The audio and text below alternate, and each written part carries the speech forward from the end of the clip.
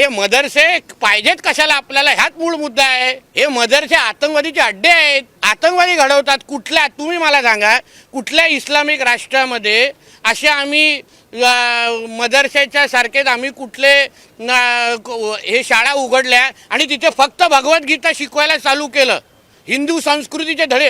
ह्या लोकांना इस्लामिक राष्ट्रामध्ये परवानगी आहे का हो आम्हाला? मग आम्ही कशाला हे मदरसेंचे हे लाड करायचे?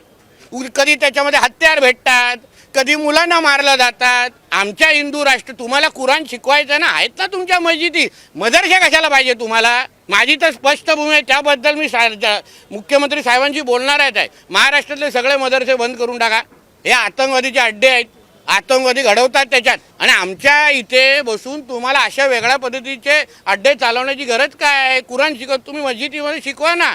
म्हणून त्यांना जो काय धडा शिकवायचा आहे ना, त्या मुलं ज्यांनी लहान मुलांना हात लावलाय, बघा पुढे हात थराथरा कसे कापतात.